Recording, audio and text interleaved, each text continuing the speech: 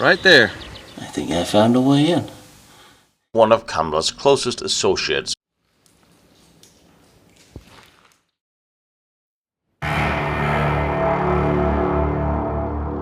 After the German army's defeat at Stalingrad, it became more and more urgent to develop weapons of a much higher yield and mass destruction as a priority. The German nuclear weapons program have now moved up the ladder. Given the information I have seen to date, I am certain that German scientists, weapon technicians, have tested a nuclear weapon during the time of World War II. Not the size of Hiroshima, but a nuclear weapon just the same. Smaller, tactical, possibly a concept weapon that could then be enlarged in development. And Hitler have alluded to such a weapon in several conversations with other Allied leaders. For the record, and he was on several occasions briefed by General Kammler for hours to this effect. Now documents in both the Soviet and the French archives, as well as surveillance footage from the various test sites and eyewitness testimony, all bears out the case of events that the Germans tested some sort of a nuclear device.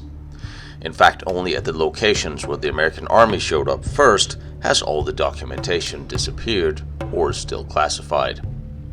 However, several things stood in the way of the deployment of such a weapon. Number one, the delivery method. Certainly the V2 rocket had an improved accuracy throughout the war, but it really should be seen as a testbed for something bigger. Certainly the American space program post-war benefited from this technology. At the time, von Braun had constructed the concept of an A9, A10 rocket, much larger, one that could reach America. And when one looks at the facilities in Peenemünde, they were clearly built for a larger rocket system than the V2.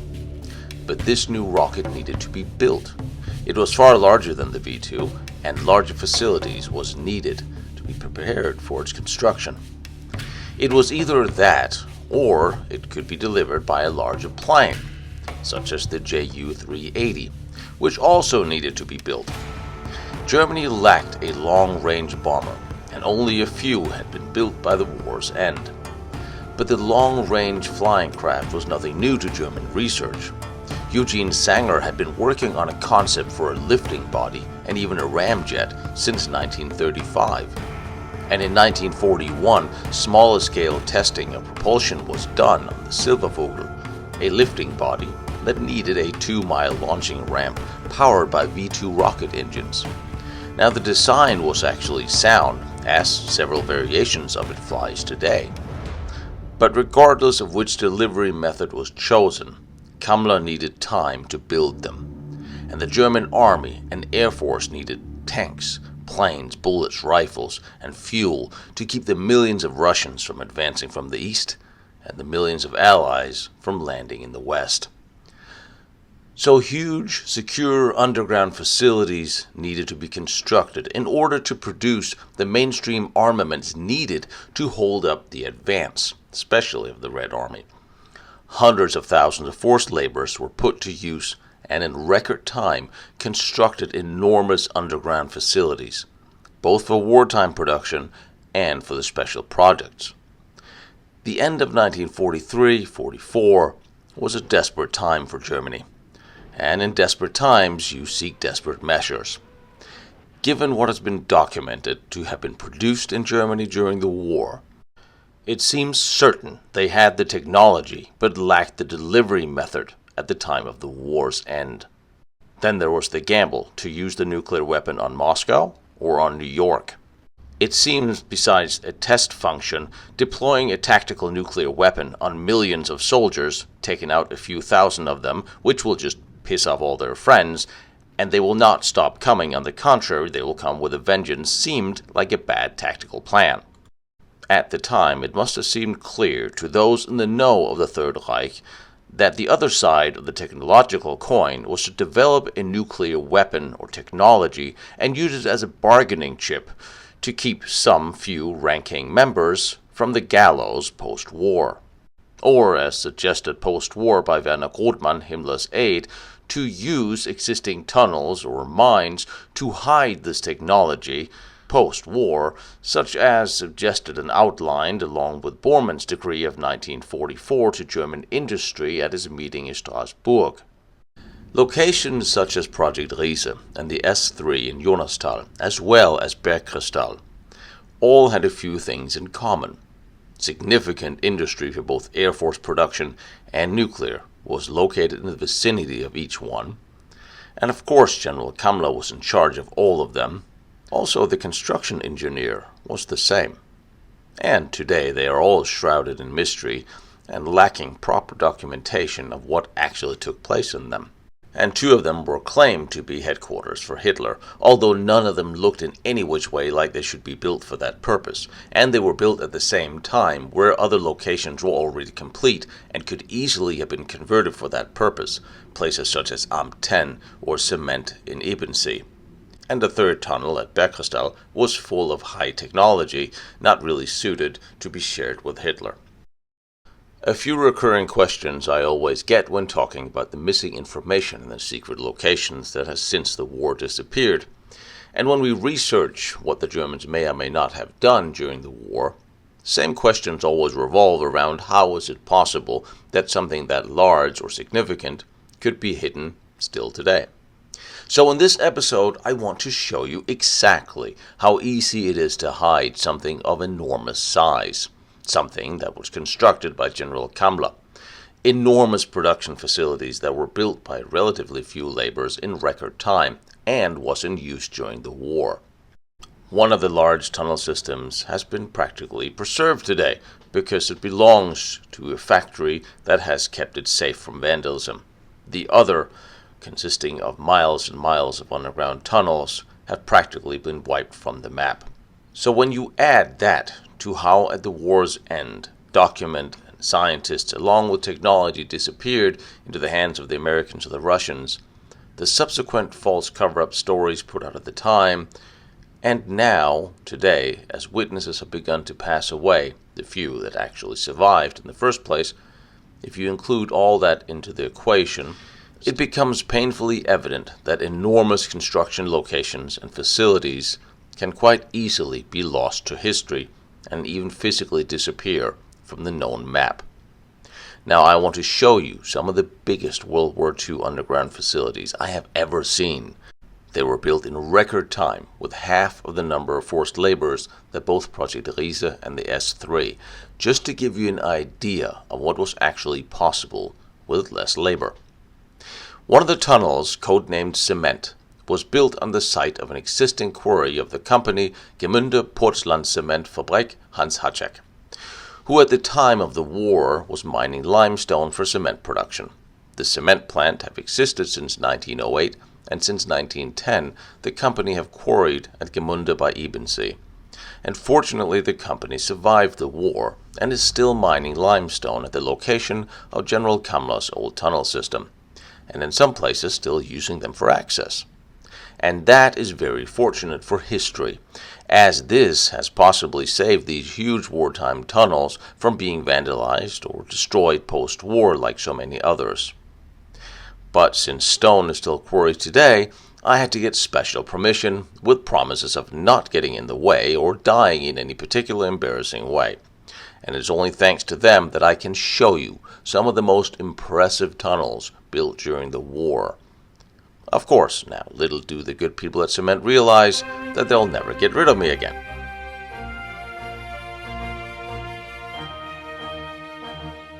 The cement works were originally planned as an underground headquarters for the Luftwaffe and a site for research and testing of the Wasserfall anti-aircraft rocket and to build the intercontinental A9-10 America rocket.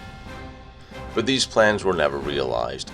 The Ebensee work eventually was used for petroleum refinement and manufacturing of motor parts for tanks and trucks by Steyr Daimler-Puch.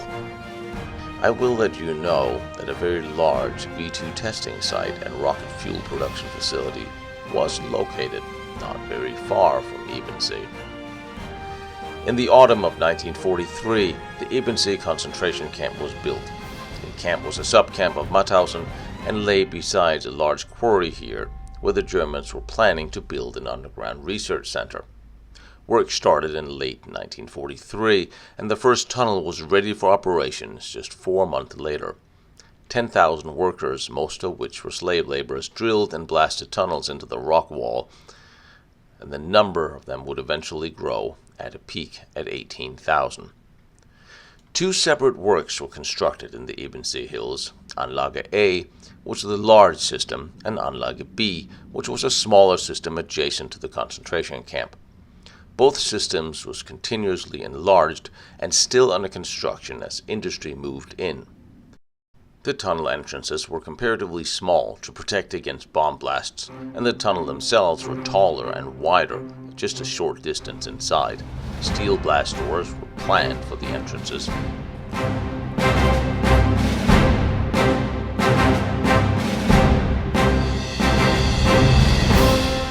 The entrance to Tunnel 8 was covered by a large concrete bunker with doors on either side. Similar concrete bunkers were planned for all tunnel entrances. Tunnels 7 and 8 were operational as refinery in 1945. Tunnel 7 contained the furnace and heating the crude oil before it was passed to the distillation towers in Tunnel 8. The upper level of Anlage A, the refinery, had a unique adaptation, a camouflage chimney for the exhaust from the oil heating furnace in Tunnel 7 below.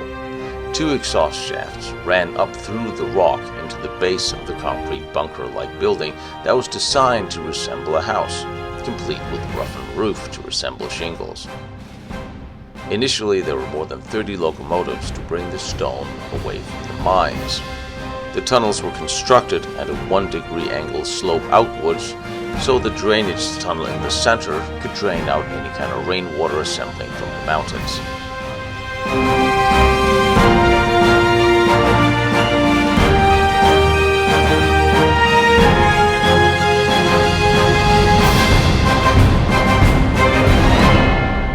Holy mother of a cow. Jesus. Not to mention that there's 2 train lines down there.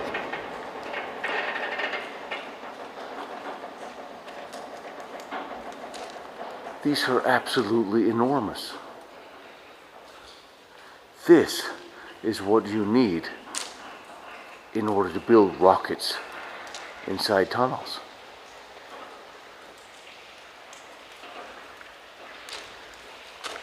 And here you have mounts for, well, you'd have a whole lot of different things in there. Tanks and damn. I cannot wait to go there. I'm gonna go to the side tunnel. 13, 14 kilometers of tunnels are in here. This is truly amazing. These are enormous. I know at this point size is really hard to gauge on a screen with a camera. This was from the time of the war. This is really well constructed.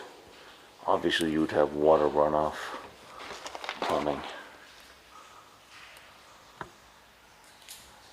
You have moisture in the air. It's, oh, look at this. Here's the drainage tunnel. And that just keeps going and going and going. Wow.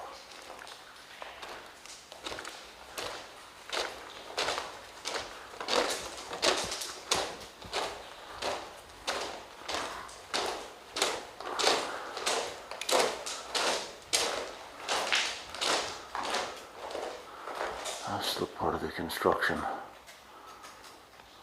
There's a drill sitting up there.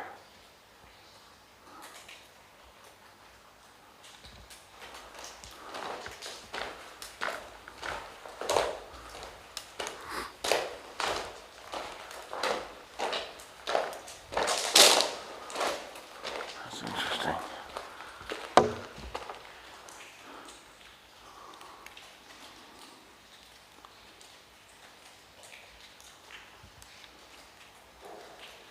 A bit of an exit out there.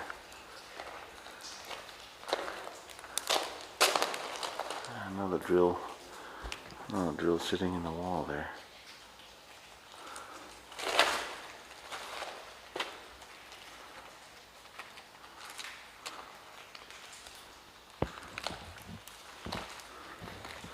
I mean, this is so big, I can't even light it up.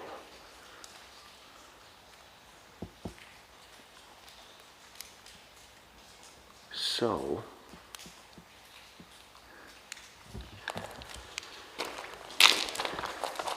and here we are back to, well, I'm certainly assuming that to be water.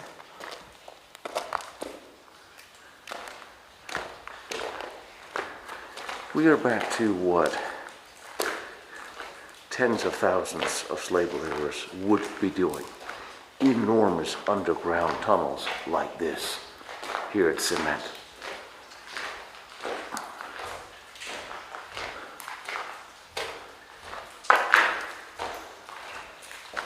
Absolutely amazing.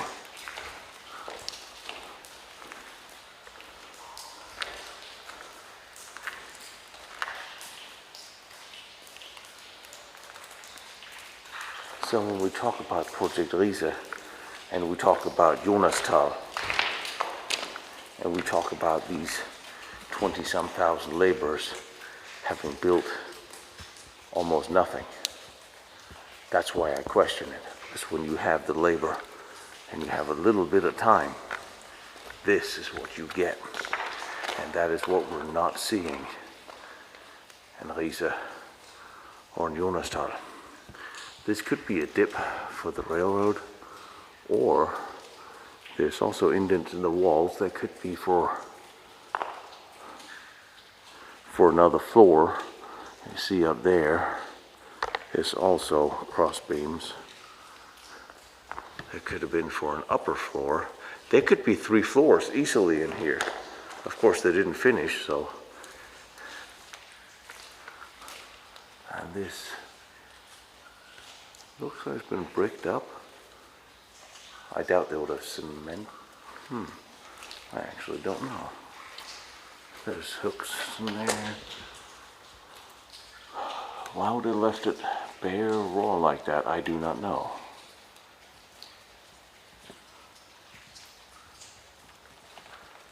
Looks like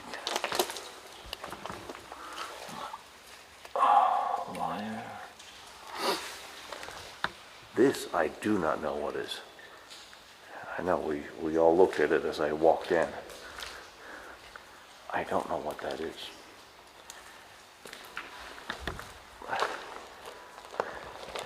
And ooh.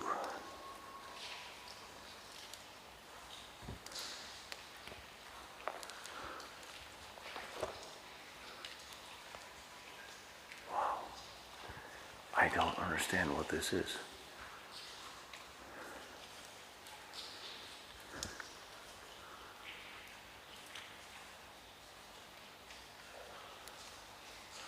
But just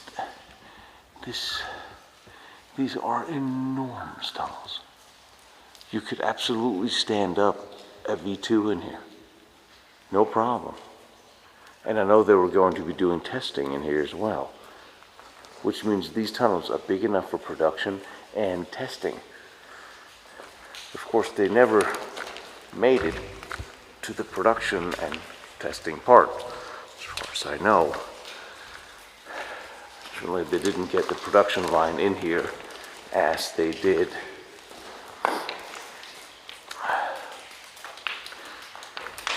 in the tunnels out in Germany, in Mittelbau.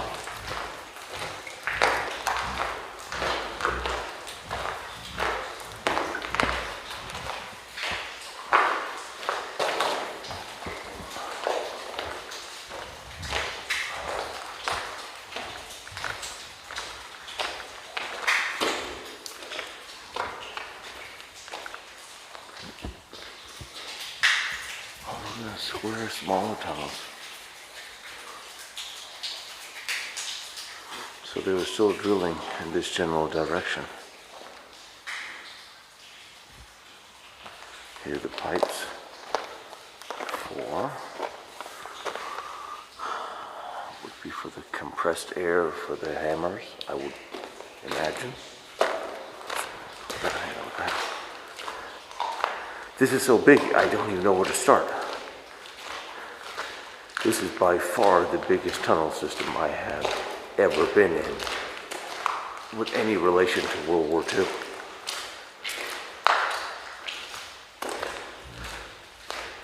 It's absolutely staggering.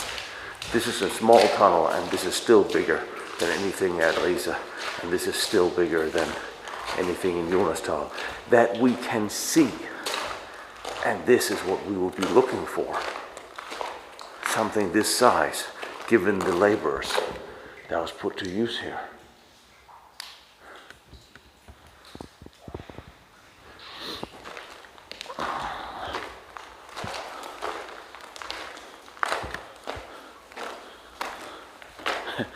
"13 kilometers of underground tunnels.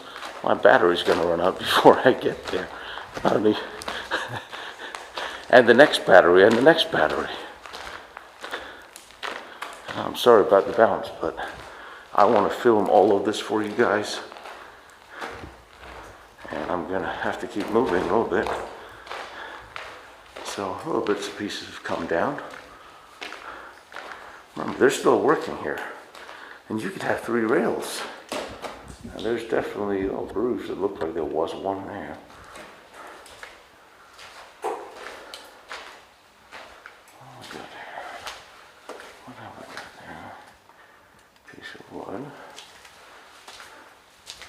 So this is where it was. So this is what a tunnel looks like when it's been filled in.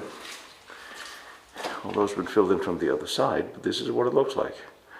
Dirt and rubble, piled in a hole. That's fairly easily recognizable.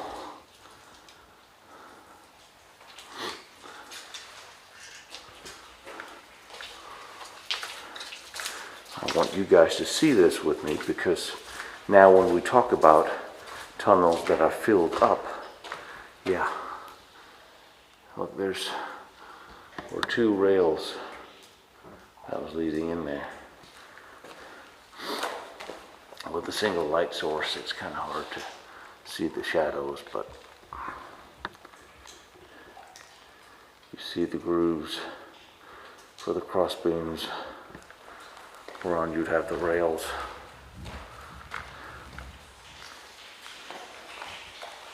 I'm going to continue deep in the mountain because, and I use that term, but I'm wrong. I'm not going into the mountain. I'm just going parallel with it, running into, I'm not even in the deep tunnel. I am just in the crosswalk between the tunnels, just to give you an idea.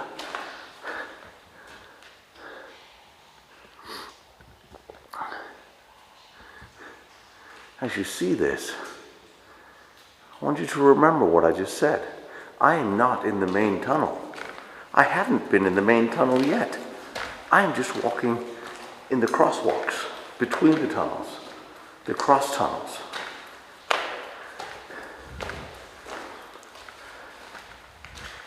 That pretty much should give you some idea of how vast this is. This is an unfinished cross tunnel, and it's still bigger than most of the Riese sites, and certainly anything we've seen in Jonastal that we can see.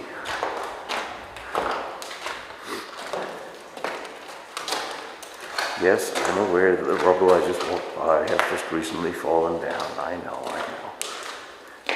And I know there was a little pebble that fell down after me. I know that too.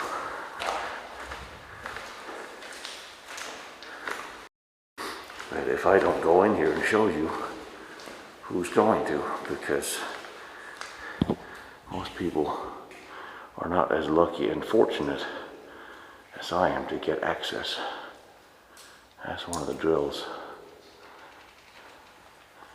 And there's more drills up there, which means they must have worked on platforms at the same time. There's another drill, and you have holes. Man, they'll blast this out.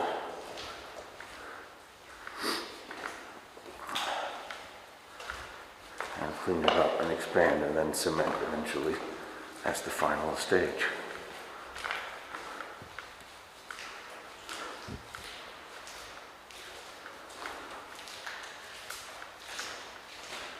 I think this is the end of this tunnel.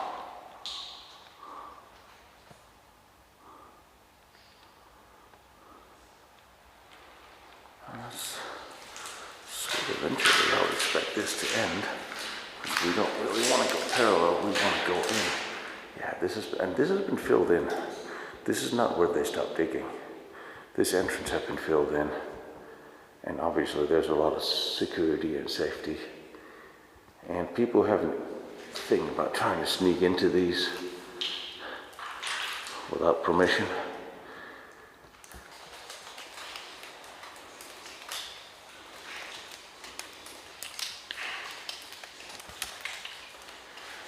It's amazing that cement is so old, even when it's fallen and cracked, it looks brand new.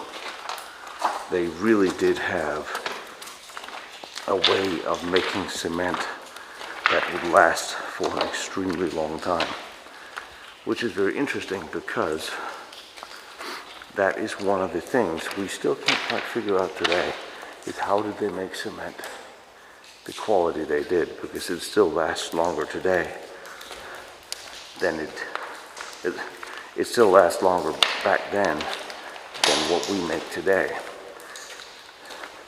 And there are some of this technology and know-how that's either buried somewhere in an archive, because no one can quite figure out exactly how to do it. And that was one of the things I forgot to ask Mr. Schellberger. Why am I walking on a little elevated platform in the center? This could be cover of the drainage tunnel.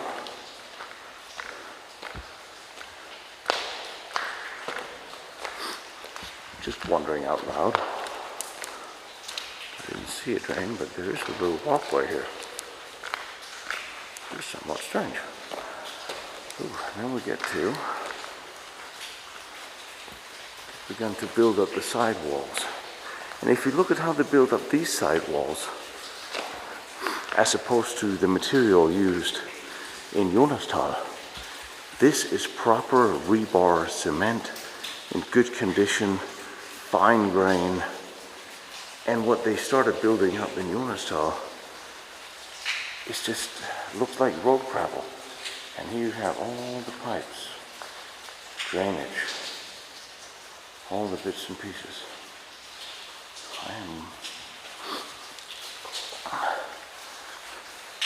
This looks like another cross tunnel. Yay. Now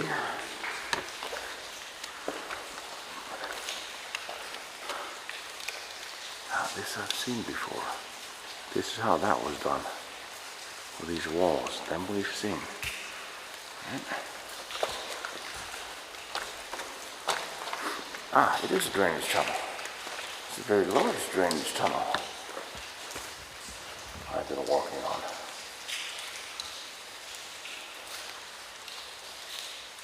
How very convenient. So now I have to walk around it. Sorry.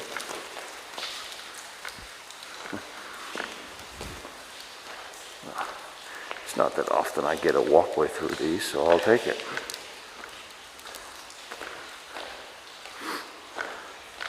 Not that I've ever been through anything like this before. And honestly, I'll tell you, it's not as cold down here as in some of the other tunnel systems I've been in lately.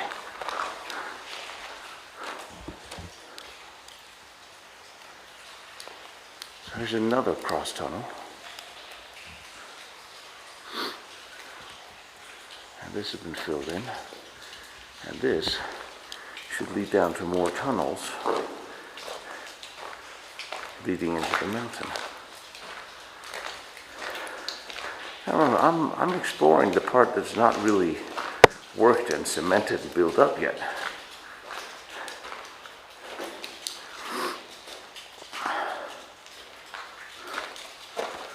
drill sitting, stuck in the ground there. He's not going anywhere. And two railway lines, mini rails in and out I'm walking on. This pillar's interesting.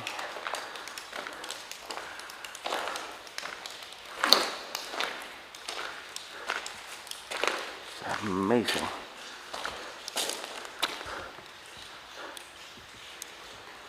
I hear an ending. Oh, damn.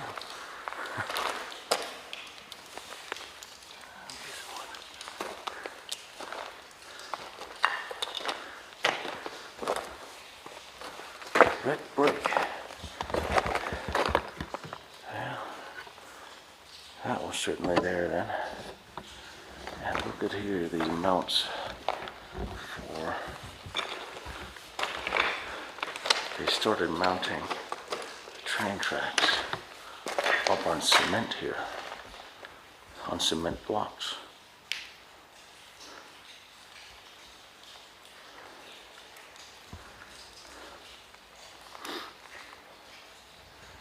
So, yeah, they're not foundations. That's not how a foundation looked for a generator. Of course, you have something built in red brick here. There's a little building or something here. Down there's more pillars. This is the parallel tunnel. All right.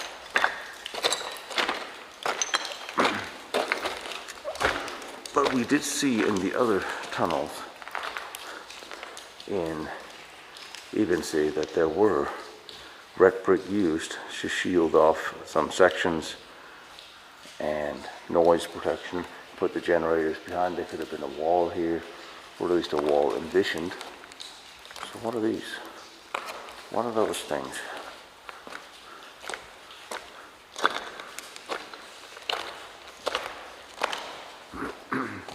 Here's double pipes in the ground for funneling the water.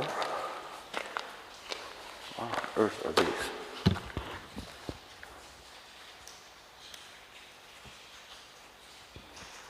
Tell you, when you hear the train running in the tunnel, like 7 tunnels down, it is a little eerie. What the hell is this? What were these for? So you had pillars, you had the drain, which is fine and well and dandy, that I understand. These, I have no idea what these are.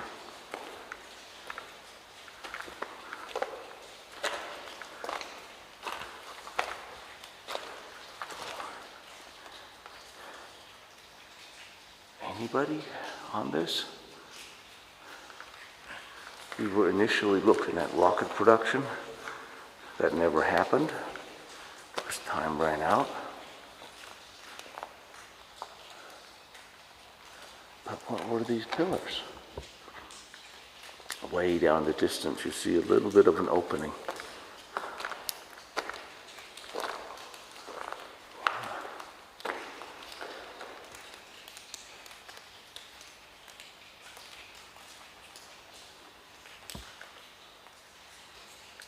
This was destroyed, and up there's another little access tunnel. They were also, of course, for air. I know there's some air shafts going on through this.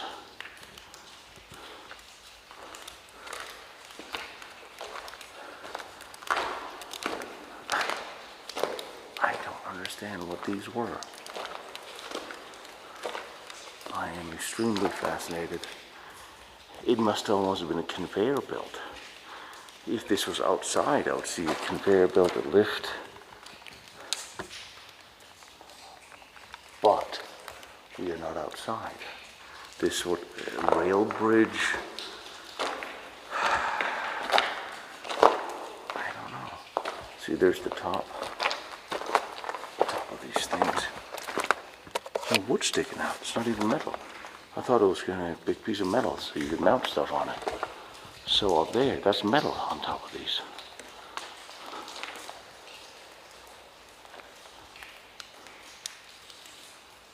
I have no idea what this is for.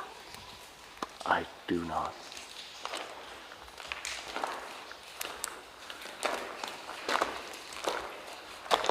But there was a plan for it, so we can guarantee you that. Nothing here was done without a plan. And here is a basin.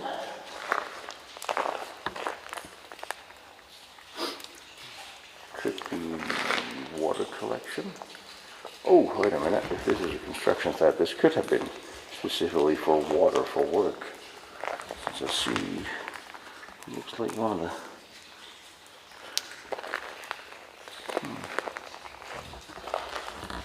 There would maybe have the water stagger here and then use it. So I think this looks like a slide here. It doesn't look like a staircase.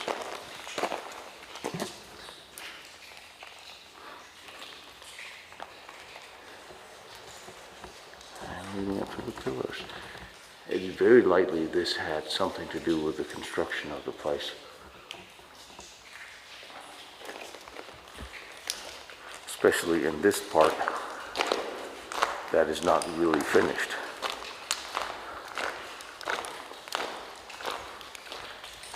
But of course they start building, you put up the infrastructure for what you're planning on doing.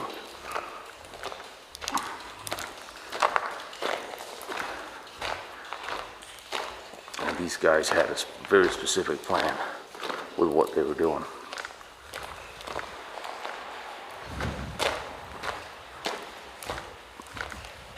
And here's the cross tunnel I went past earlier.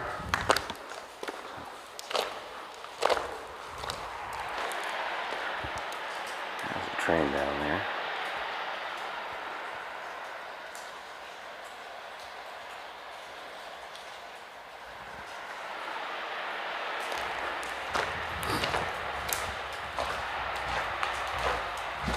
Look at these enormous.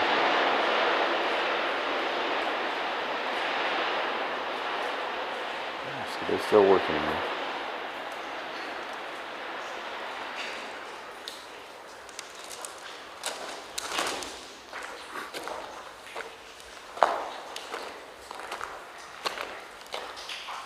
Wow, look at this. This is finished. Look at the walls. This is how they were working on the other ones. This is all cemented up. This is all finished.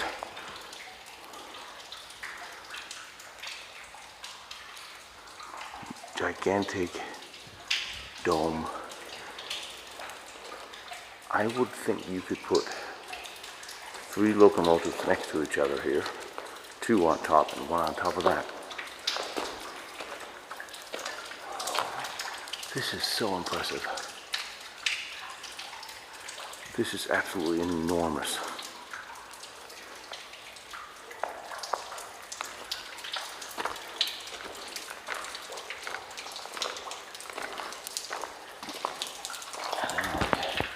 And a drainage canal. Really drains water in out of the mountain, which makes sense. You don't want water running around here. But this is just enormous.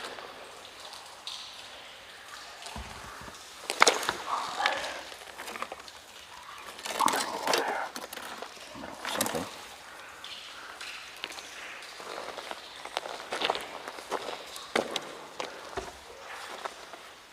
And when you look at these walls, this is well made. This is not at all like what we saw at the quick and easy tunnels at Jonastal.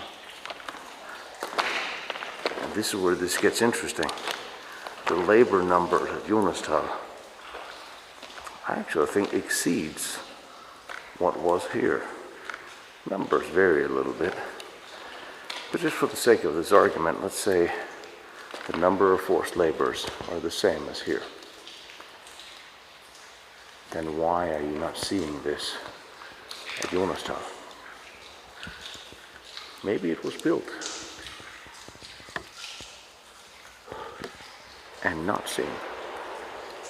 That's kind of what a lot of us are more and more leaning towards, that this is what they built in Jonastal, and this is what they might have built in Riesa, and then they covered it up because it was more advanced than even here.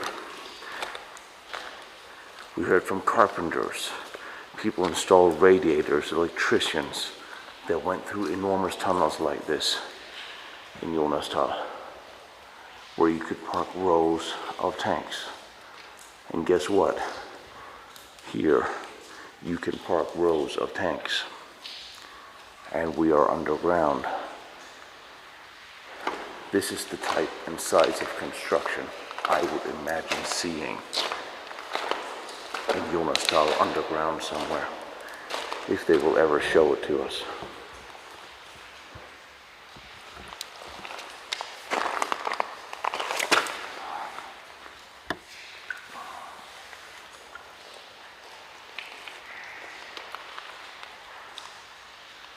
Well, haven't shied away from a little water yet. Not going to start now.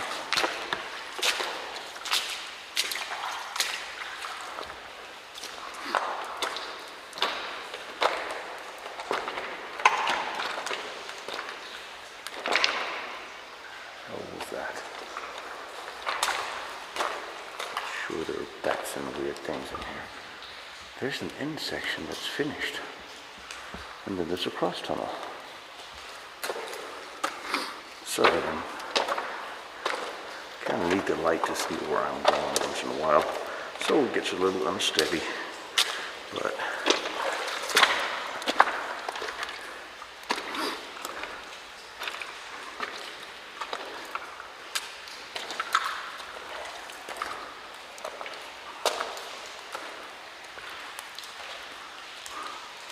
so here's the whole end. This is finished, and they bricked up the end of it.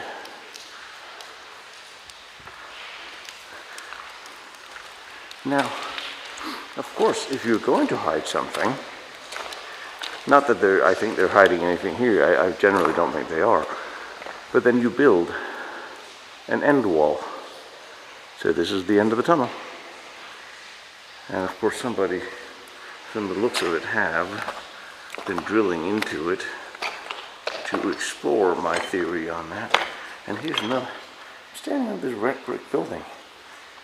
And these must be reinforced parts of that building.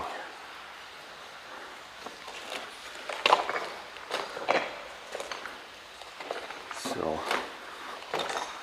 of course, I'm not the first one that came up with this idea. On the contrary, but look at how thick the rebar is. So this is the thickness of this wall.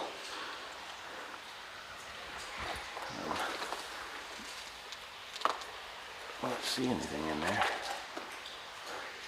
And if anything had been in there, the people who dug that hole into it would probably have taken it, removed it, or covered it. So there's this weirdest thing. A little red brick building. You see sort of the foundation. See the same grooves that looked like they were made to hold railroad tracks, but probably are not. And more materials for this little building. Alright. Here's something next door that sounds like a waterfall. It's a little discouraging.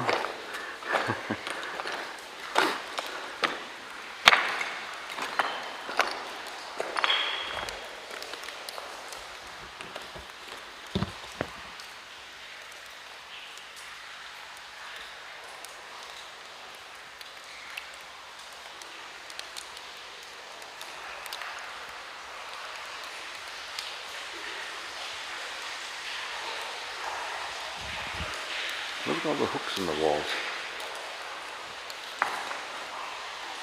This is all getting ready to be bricked up, or the walls are being ready to be made here.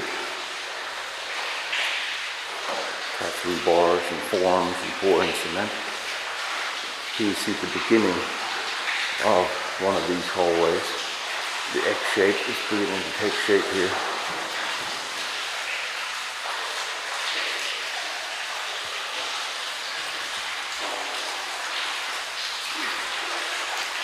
So quite a bit part of these tunnels were not finished in time, not ready for construction.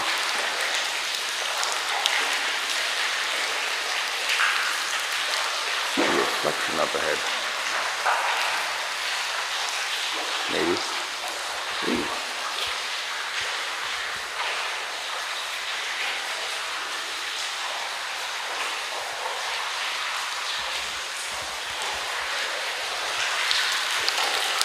And here are more of those pillars standing.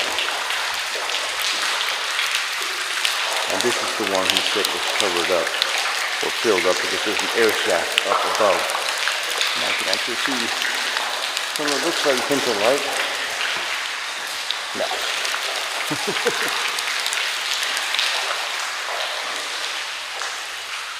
So what have we here? Now, one of the things you have to remember is important. On the other side, these tunnels continue.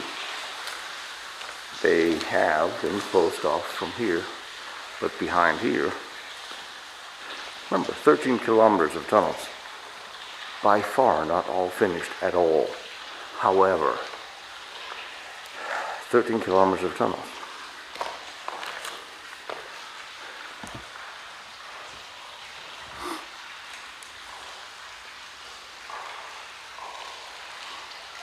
Shelf on the side.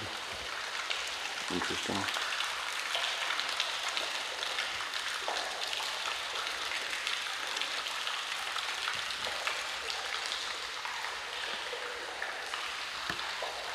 This is just so enormously tall. You could stand up a V2 in here comfortably, no doubt, none. Lord knows I've seen quite a few.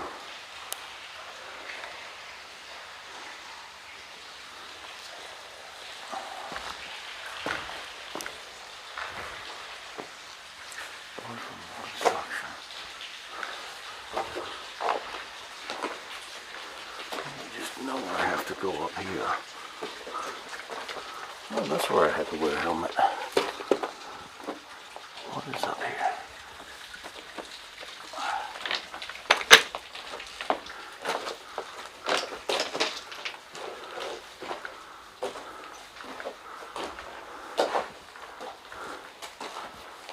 Oh, I thought it continued. It does.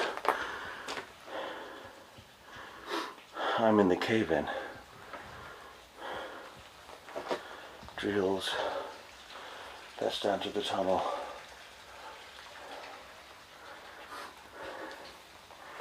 If this continues into the mountain to the other tunnels, that would be really cool. I think this is it. I have to take a look. I have to see if I can get through here. No. But there's a tunnel in there. And here's some drills. They're still working here. Don't even know what that is. Alright.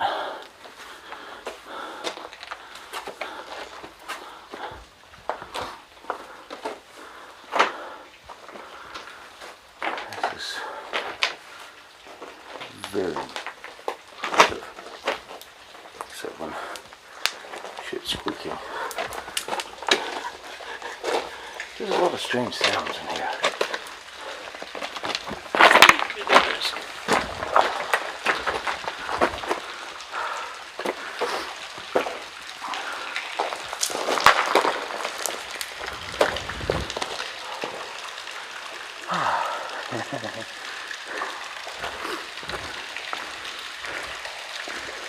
It looks like all the remnants of the wood, train tracks for the construction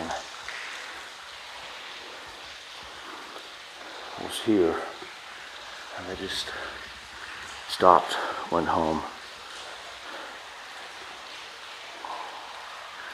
and blew up the, I think this was done post-war, but I'll have to ask.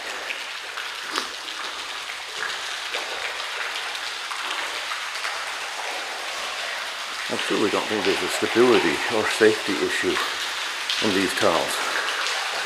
And honestly, there's usually not. Well, I'm not going to say usual. Many times there's not, until you start blowing stuff up to pretend to make them safer.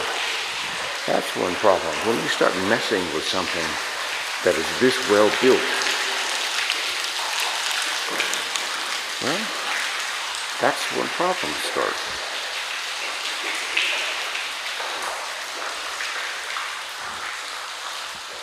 Back in an egg. We're back in an egg.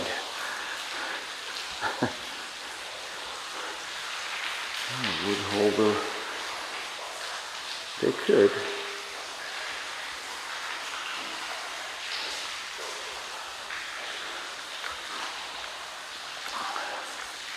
There's going to be an incredibly long list of special thanks for this.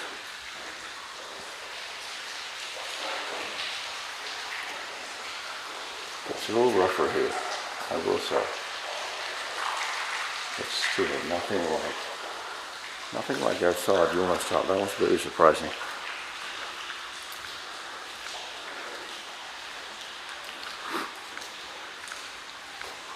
Here's another wood lane.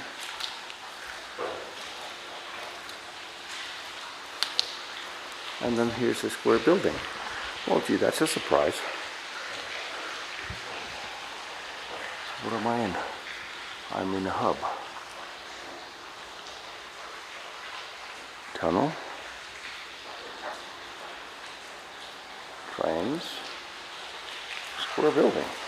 This is pointing the opposite direction where I want to go, but that's a square building here. What? Without a door in it. Well, there probably was a door in it, but okay.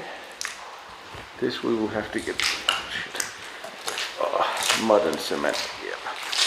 Still too long. I'll just get stuck. Did notice my boots are now weighing slightly more than when I started. So there's a building in there.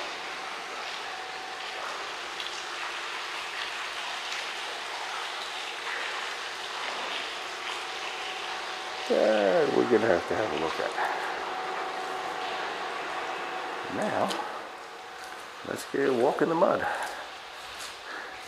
This is going to be messy. Oh, this is messy. Oh, yeah. This is not going to be the prettiest walk. You know what? I'm going to go out here. I'm literally just going to follow the wall here because this is really messy. Lots of cement here. Jesus.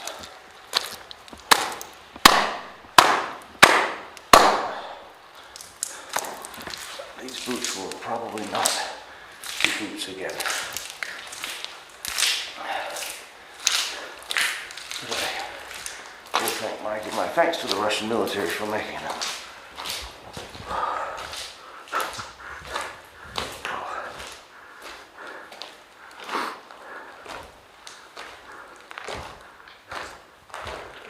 Now, really get into the mountain.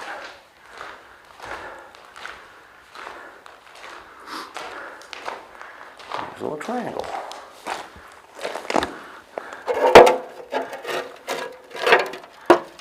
Could have been a lamp. Maybe. There's 3 wires. Rail tracks. There's more cement. Ooh, little side tunnel. In there to the left is where it was collapsed.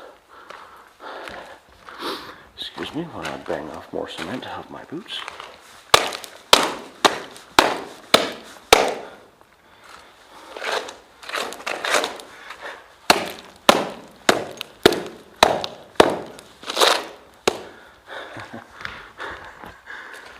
So this is the collapse I was just in. And this, well, there's a rail line in here, so.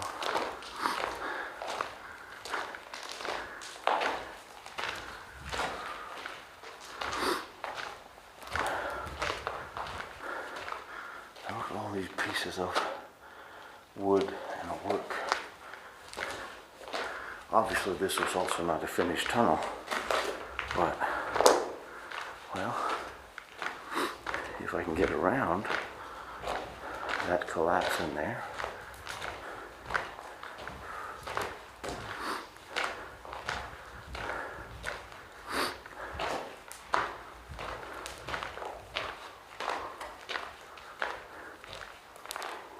Okay, and then it just got really big and ended. Okay, here's a plateau. It's dead end. Alright, this is the only non-dead end. That is, I see a little light down there. This is out in the direction where they're working. But maybe there's a tunnel down there.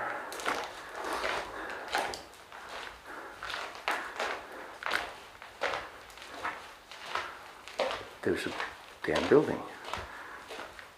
There's a wartime building again. They put a damn building in here. Again, another one. I have to get in there. What is this? This is insulation.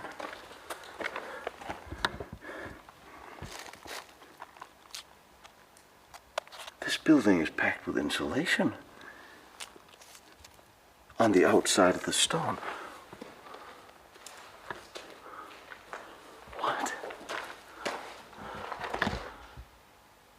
Cement rebar reinforced building packed with hay insulation inside the tunnel.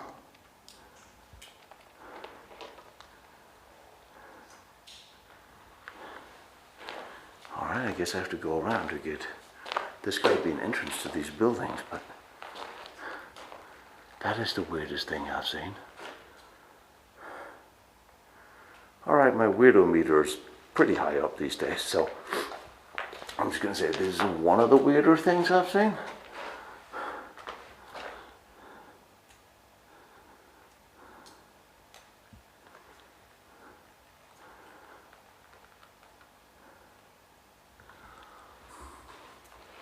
And this is a collapse where on the other side I think they're working.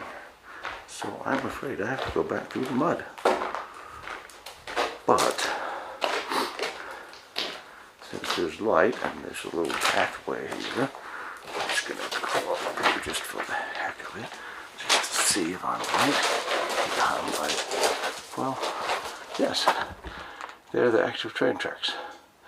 This is where the dudes are working.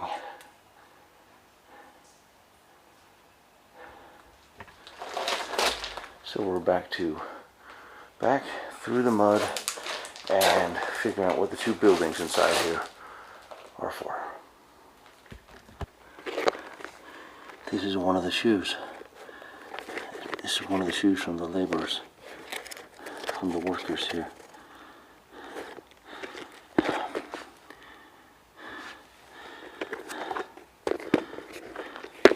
I have to bring that to the museum. Some of them are the insole. No, this is...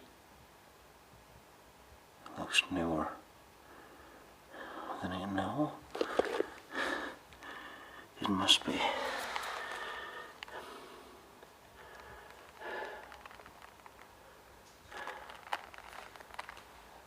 can't be. One of the shoes from the people who worked here.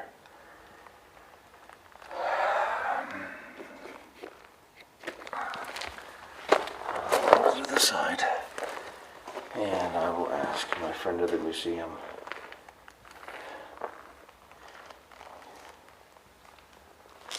if I should not bring it to them. Exploring is one thing. You don't remove things, although in this case removing it to the museum might be a good thing, because out here it will probably not last. Although, it's, in the event, it's been here for 80 years. So, say a lot of things about the old Germans back in the day. They knew how to build quality.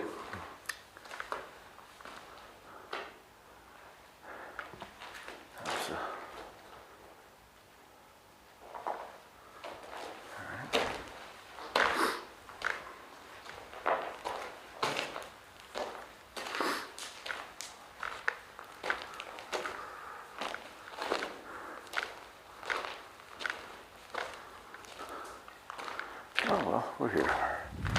Let's just take a quick look, see if it's completely collapsed. Just for fun. If you look at the cement of these, it looks like it's new. Okay, this is the other side of the collapse. Whoop-de-doo. I think this is where I couldn't get through. Oh God, I'm rhyming again. Oh well, you're stuck with me. What are you going to do? Yes. This is not. This is soft. Well, hello there.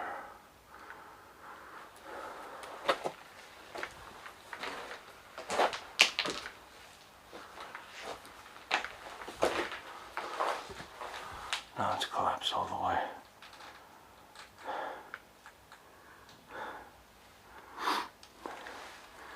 Oh gee, what a shame.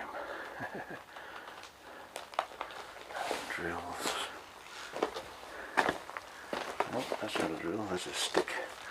Might need that to get out of the cement. And the clay. You didn't think this was called cement for no reason.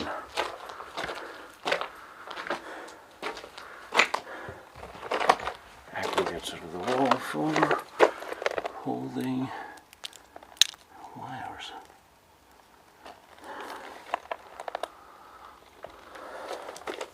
Are wires sticking out of the wall?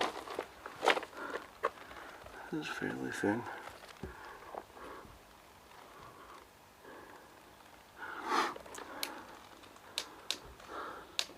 There's actually wires coming out of the walls all alongside. So we usually see to hold wires, but I haven't seen cabling embedded into the walls like this. It looks like it's very thick. And obviously it's metal since it's rusty.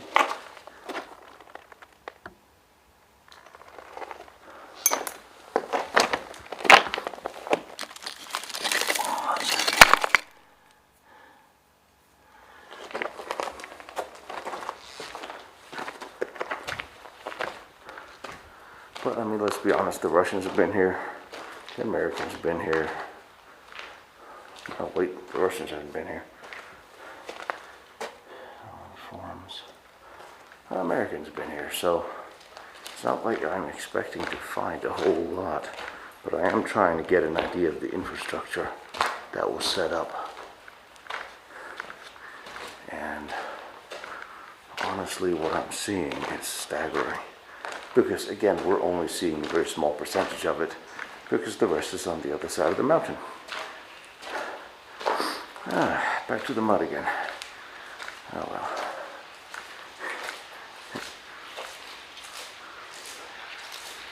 So, how we do this over there? Do that last time. It's not graceful, but just, you know, bear with me. If I get stuck in the mud in here, of the clay and mud and stuff, then you won't be watching this for any foreseeable future. Oh, it just sucks itself onto your shoes. It's amazing. I mean, look at this. One step.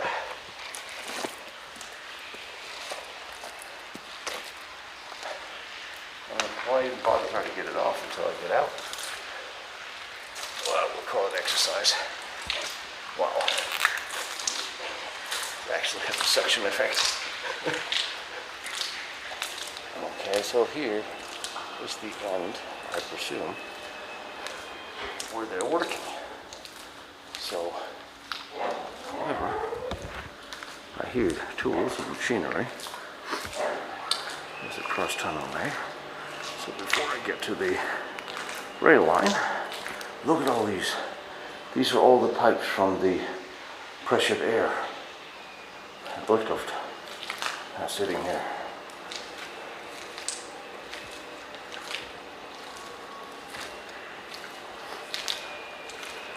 At least this way, nothing is being destroyed. And damn how I appreciate that. Okay.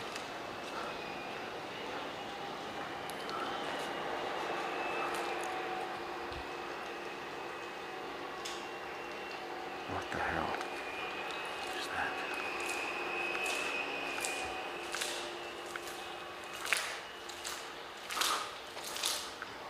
Walls are blackened. Don't know why. This is one of these buildings. And enormous pipes.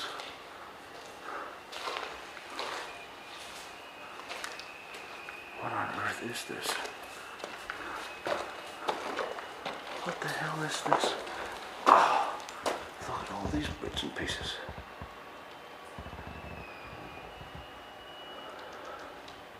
But what is this?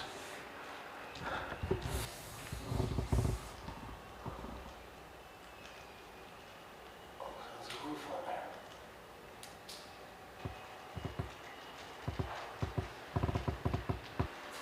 What is this? And why can't I get in there? And why are these blackened? And these pipes are not ceramic, they're metal. And that is all completed hallways down, all the way down to the exit.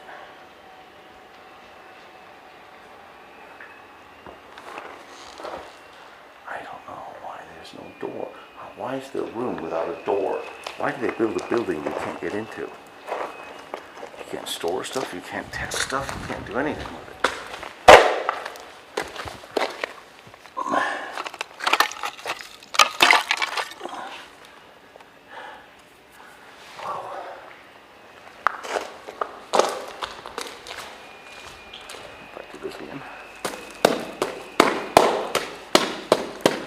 Right? Well, it is what it is.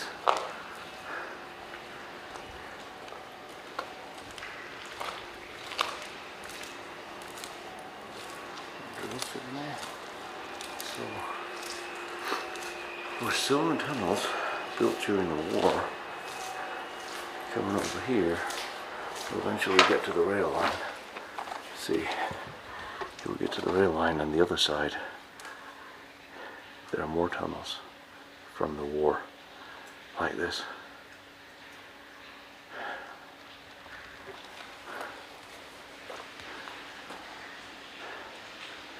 I need to get into one of these little houses, somehow.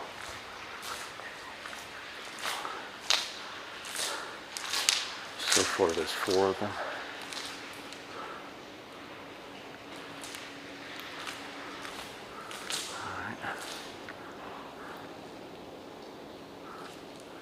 I guess we'll walk back here.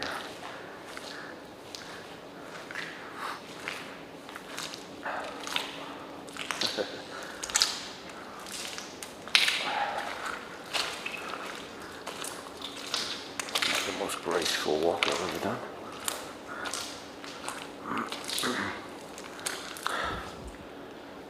Some water over there, that would be nicer.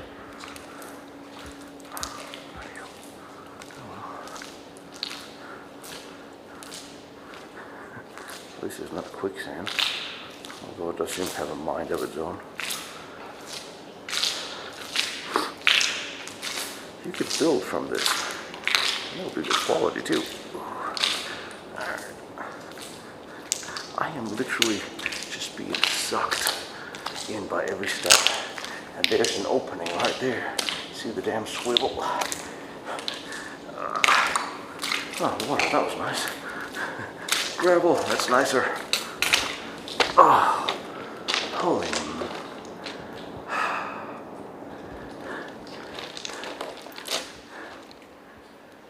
Wow. All right. Now, I'm assuming some of this is new. In fact, I'm assuming all of it is. But the tunnels are not. These gigantic tunnels are not new.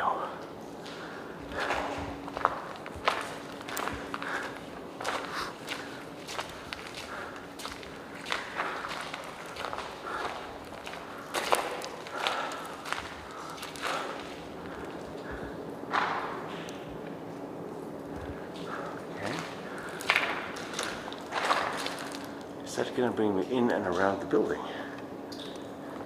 Maybe it will.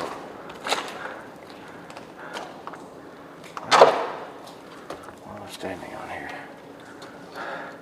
I know, it's asbestos, I know.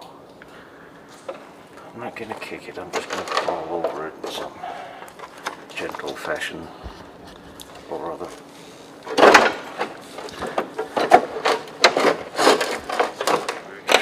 what is this?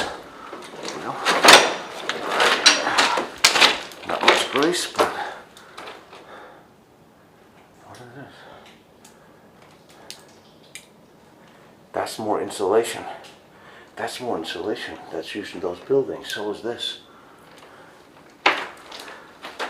So why is there all this hay insulation in these buildings? Am I coming on top of one? Could I be that lucky? Nope, don't think I'm going to be lucky on anything here. Yes, I am.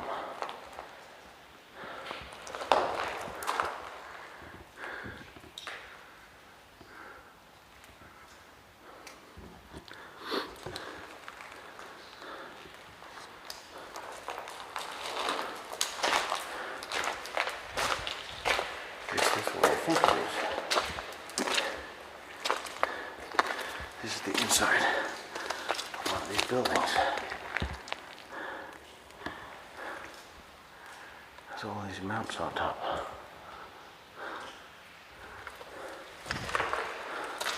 I'm on top of the damn building. I'm on top of the building. This tunnel is so big, I didn't even notice that I'm on top of a building.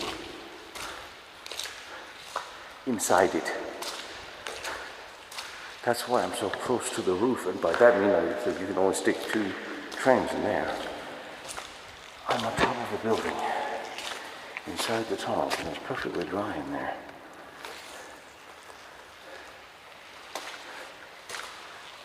Casting cases.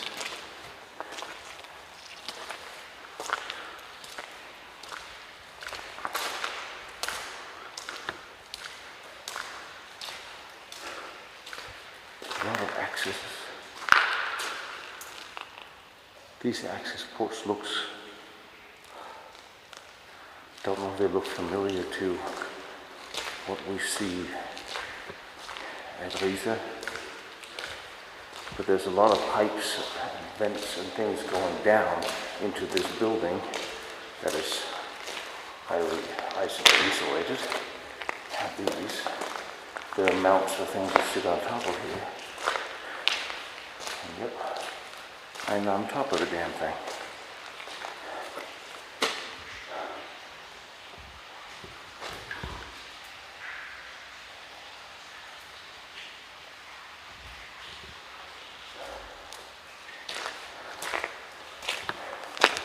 How can there be no access?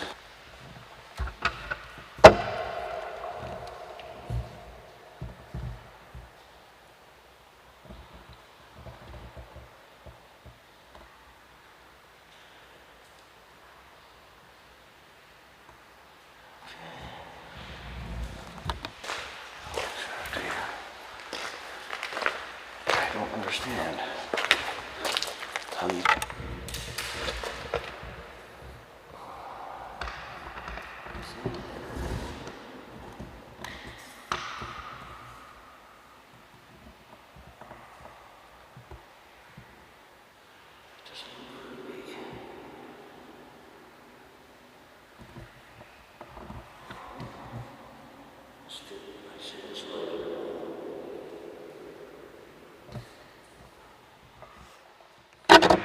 Somebody gotta tell me what's in this. So this is... That looks much bigger.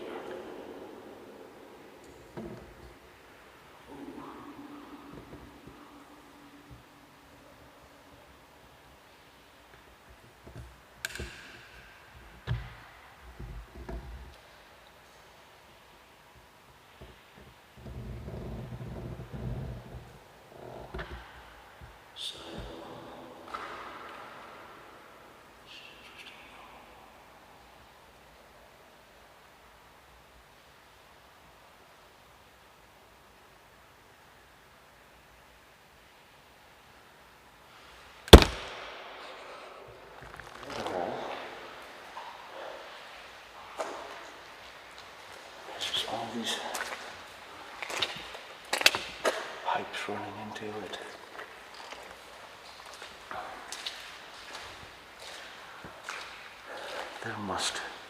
There must be a way into this building.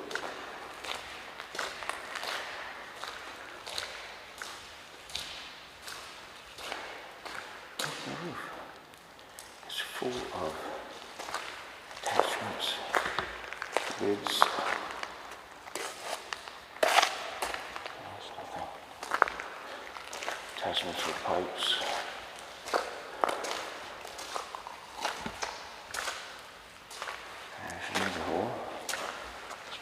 Through that. See what we get.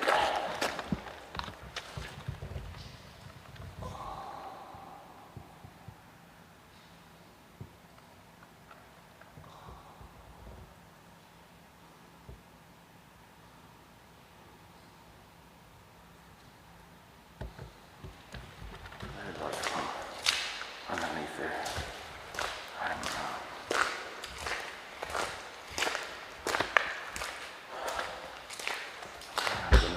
Get around this. If I get around this, maybe this collapses on the other side. So this should, well, maybe it's possible to do this. As far as I can tell, I'm still on top of the building. That looks very dark. Okay.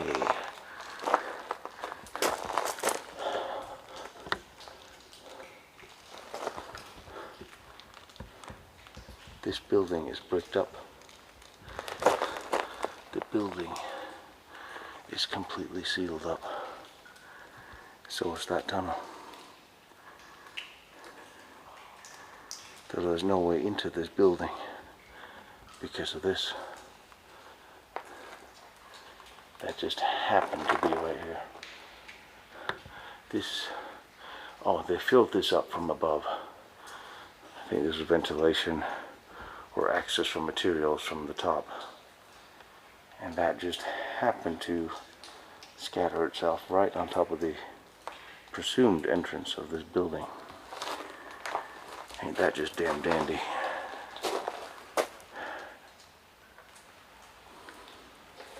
So I have to go out and back down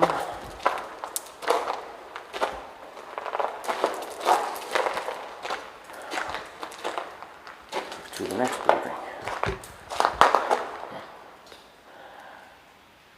Didn't expect to find a couple of production buildings inside the tunnel, did you? Neither did I.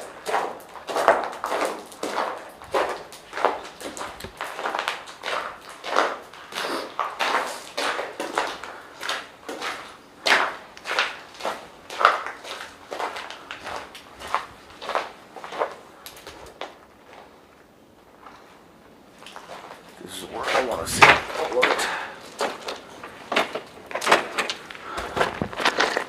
Well, I need to come back with the goddamn ladder.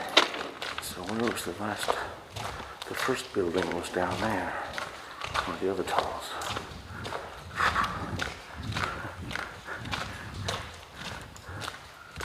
Alright. So this is the tunnel that's collapsed. Yes. Where the building, well, is under.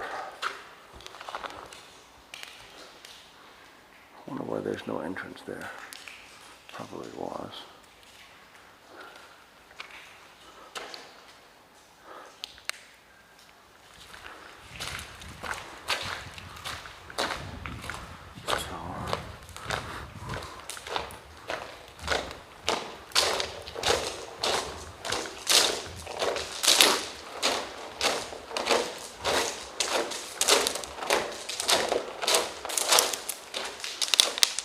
This is the one I wanted to see. So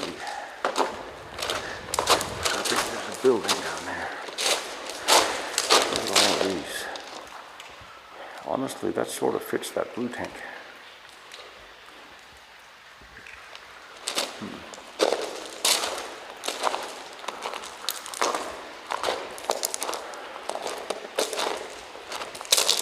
Engine room.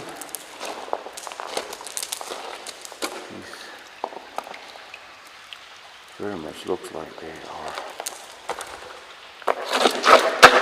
foundations for stick motors.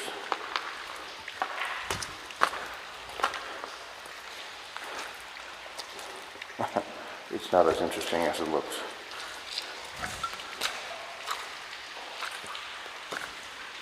Compressors. A whole bunch of stuff could be mounted here. And a whole bunch of stuff came down there.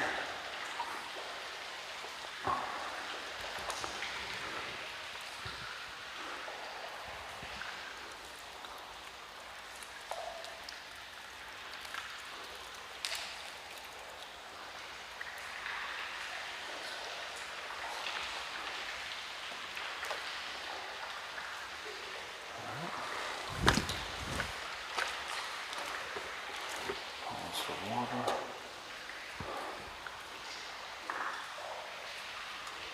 And here are more of these pillars. If I'm not much mistaken, there's a collapse right in front of that building. Not to mention things.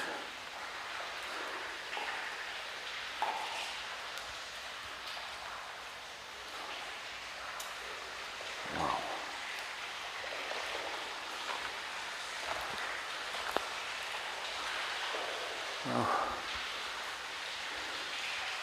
Not sure if there's a building underneath there. I am not. Obviously, I have absolutely no way of seeing that. Because it could also be one of the access tunnels from above that came down and destroyed whatever was there. And here's another one of these water basins.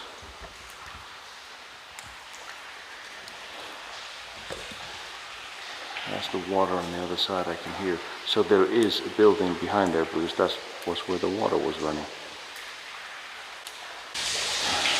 What the hell are those buildings? I guess I have to come back with a ladder, believe it or not. Going into a tunnel with a ladder, what could possibly go wrong there? That's fine. I really want to get in one of those. From January 1945, prisoners came here from many other camps.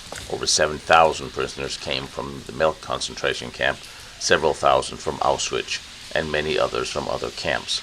This resulted in severe overcrowding, lack of food, nutrition, medicines, and many more died. Over 8,600 died here, especially towards the end. The prisoners here did have medical care, to the extent the medicine could be obtained, of course. Most of the doctors here were French, and over 600 operations have been done throughout the existence of the camp.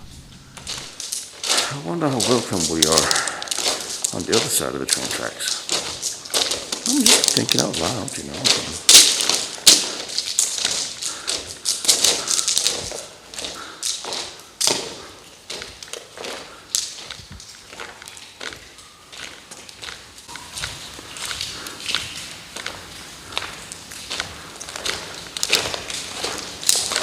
You could plan to put anything in here. You have the labor. This is what lots of labor can do. This completely fits in with the theory, what we're not seeing in the other places, where even more labor was available.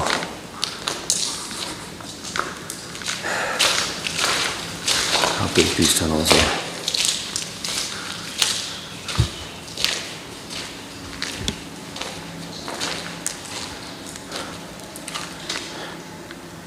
You get the picture?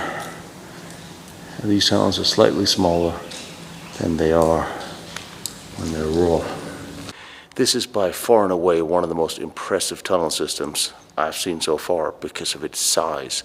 It is just an enormous system. 11, 12, 13 kilometers of this. You could hide an entire city in there. This gives you a good representation on what they were capable of doing when they had plenty of labor and a little bit of time. They didn't have enough time to finish, but they have time enough to show you what they could do. And if there's places that had started production sooner, with more dedication or more labor, then you could have that underground city. It was always claimed that there was an underground city hiding somewhere, several places, because the labor indicated that the use of cement forced the cost. Possible? Absolutely, it's possible. This was absolutely possible. You can say a lot of things about the good Dr. Kammler, but he was ambitious. And he built some enormous things. You can tell me he could do all this right here, but he couldn't do it in Riesa and Jonastal with more laborers and a higher priority. Oh, come on now. Now. Am I impressed? You betcha. Holy hell, I'm impressed. And considering how much more there's in there that we haven't seen, I'm very impressed. And that really does show the capabilities. Now for comparison, I want to show you the Quartz tunnel system. Just as large, in fact one of the largest in Austria, that was built, ready and working at the end of the war. I want to introduce you to one of Kammler's closest associates when it came to constructing underground facilities. Karl Emil Franz Fiebinger from Vienna. He had an engineering degree and specialized in underground engineering, cable car lines, railways, tunnel construction, statistics, mechanics. In 1939, he opened his own company, the Bureau for Bauwasser in Vienna. He employed 30 to 40 highly qualified civil engineers. Fiebinger's engineers literally offered the SS turnkey solutions from design to finished construction. They carried out not only the architectural construction of the edifice, they also did the lighting, the water, the gas supply, even the railroad tracks. Fiebinger did not only design these plants, of which no prototype were at that point existing, but he was also in charge with the direction of these constructions. Now Fiebinger himself was said to have extraordinary organizational abilities and energy. I'm sure these are talents that go quite well in hand with General Kammler's organizational abilities, energy and drive. I'm sure they got on like a house on fire. In fact, he directly supervised construction of the underground tunnel systems at Ebensee, where we just were, St. George and the Gusen, the Bergkristall tunnels, Melk, the Schleier V2 test site, and guess where else? Jonastal, and of course, Quarz. It would appear that wherever Kammler needed secret, large underground facilities constructed, there was Mr. Fiebinger, and only 2 photographs could be obtained of the man. So initially, at no surprise, in 1946, Fiebinger was arrested as a security threat because he allegedly supervised important SS building production sites, including V2 factories. However, of course, quickly, in 1947, the United States forces in Austria recommended he be released and put in town arrest. A few months later, Fiebinger was offered a job by the U.S. Army Engineering Corps. On November 5, 1947, he was shipped to the Engineering Research and Development Lab in Fort Belvoir, Virginia, as part of Project Paperclip. What, you thought Paperclip was only for rocket scientists? Oh no. And what did Fiebinger then do in the United States? He lived in New York City and for several years consulted for the War Department, assisting the U.S. in constructing underground launch pads for intercontinental nuclear ballistic missiles. Knowing how little success the Germans had with their nuclear projects, having Kammler's most favorite engineer happened to be stationed at an American military base where they built a nuclear power plant is obviously a complete coincidence. Oh, and in 1948, the U.S. War Department issued a recommendation of Fiebinger that he had been forced to join the SS construction in 1944. Poor man. During the war, billing and payment for these construction projects went through his company, an arrangement that continued with the U.S. Army that continued to hire him and his company after the war for work done in Austria.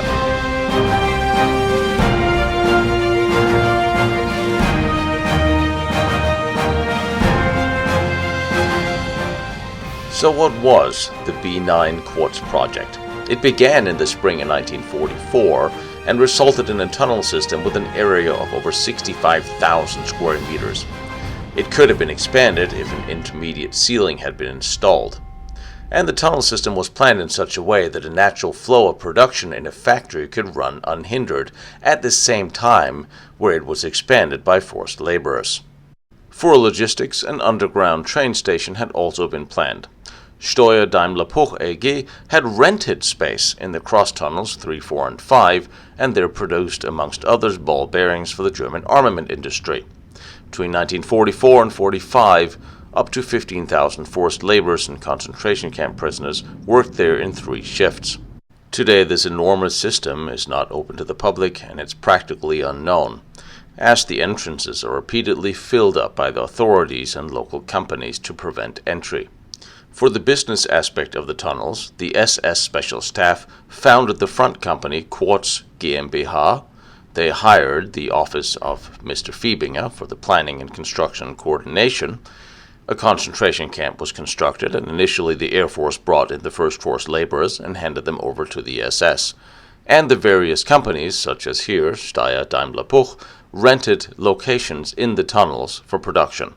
Everybody got paid. In this most unassuming neighborhood, which is a quaint, small little village, something interesting happened. There's the first tunnel entrance, which is extremely unassuming in itself.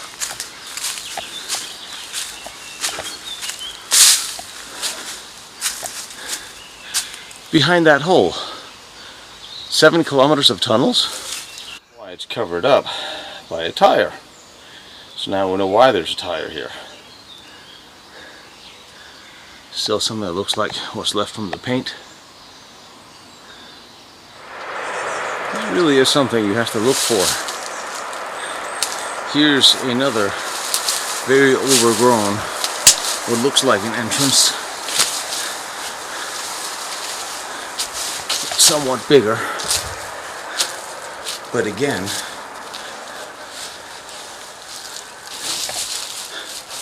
entire piece of a car. This was bricked up as well.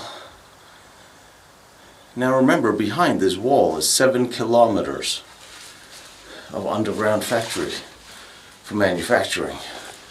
Parallel tunnels, cross tunnels. No wonder the kids have been trying to dig back in here.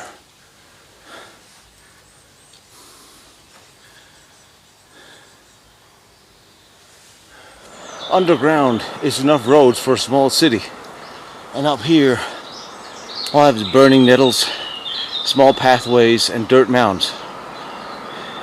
This is how you hide history. I mean, this is a post-war. Yeah. Well, wait a minute.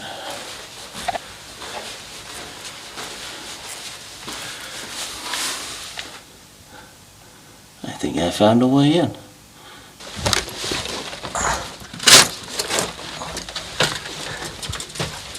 Alright, take my bag off. Ah, now we're cooking.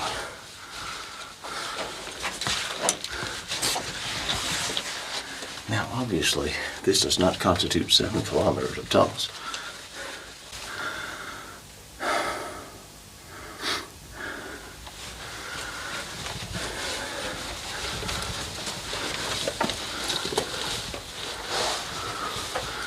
There's the one that was bricked up. See how they blew it up?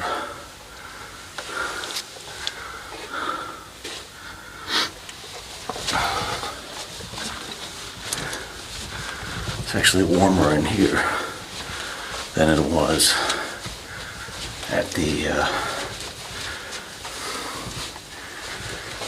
Ebensee.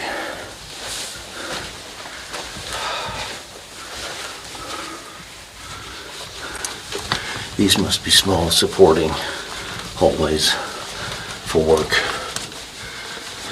because we're looking at 10-meter tall. Ah, damn it. In here we would see huge tunnel complexes, 10 meters tall, that could be expanded further. So this must just be supporting. I don't know if there's a way into the main gallery. I'll try to see if I can find one. It would be amazing to see. This has been caved in as well. Yeah. I know from some research that there has been an effort on behalf of the Historical Preservation Society out here to open the tunnels, preserve them, tours and so on. I hope to hear from them, see if we can come up with any answers to that. Alright, I have to scrape you down, bend down through the hole here.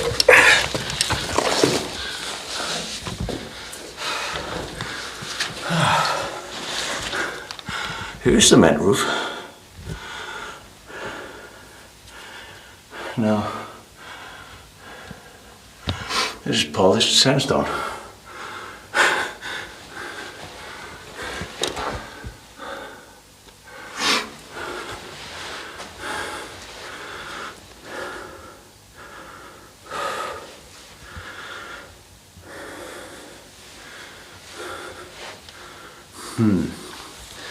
All right.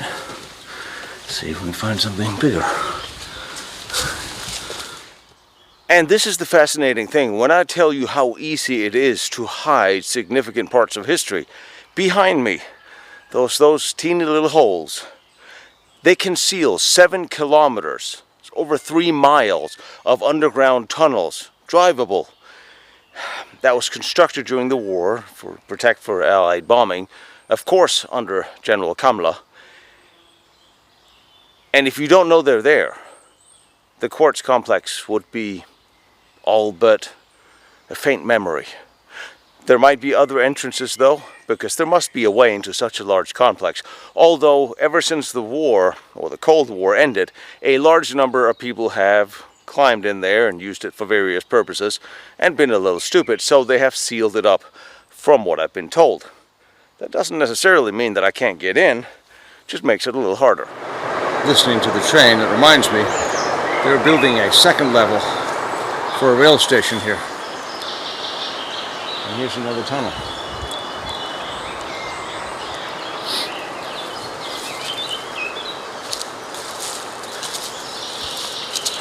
It's interesting, as I just said to myself, when I put the light away, I'll find another one. And here it is. Okay. Let's see what we got here. It looks like another quickly dead end. Yeah.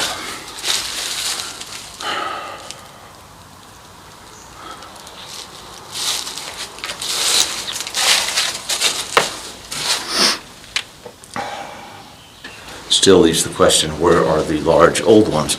But they must all have been on a row, since they were laid out in a square. So all the entrances must be on this side of the hill, facing the rail station, and way down there, with a road leading to it. That's more like it. What have we here?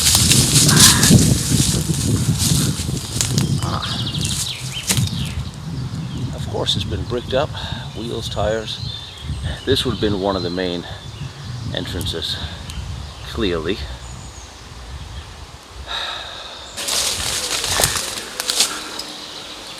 Holy hell.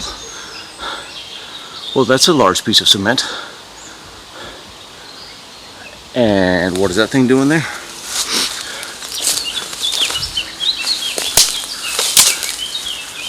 Oh no. What have we here? A bunker. Well, something.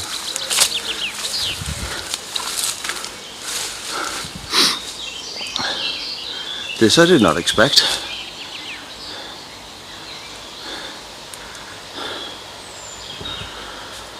I really don't know what it is.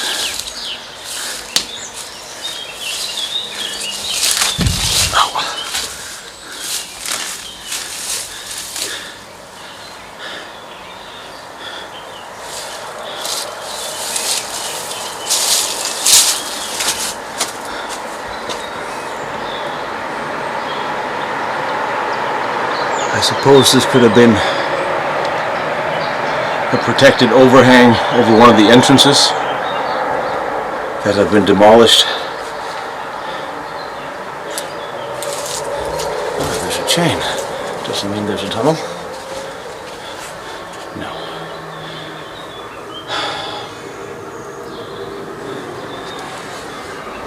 Okay. This was unexpected. But of course, it was a continuous construction site, so construction materials, etc. would have been around. Although this thing was definitely not for construction. This is 3 meters thick. This is a protection. There's a hole in the ground. And what looks like, it looks like this could have been an entry and an overhang over a tunnel entrance. Coming down the hill.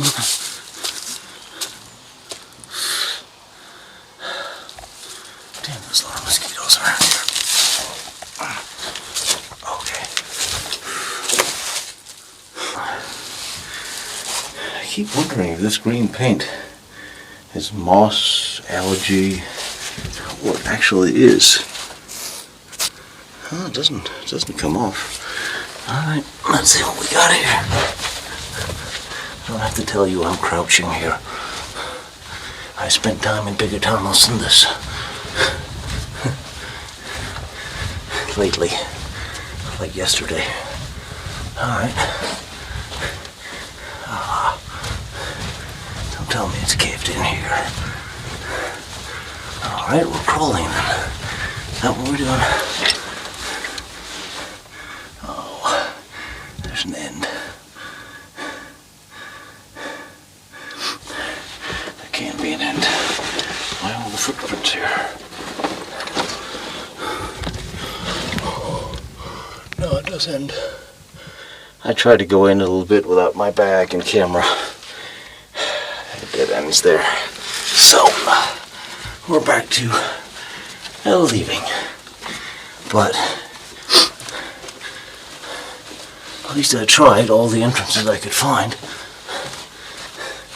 I want to get into the big 10-meter tall underground workshops, cement walls and everything. Somehow. That's a crowdfunding campaign worth raising money for.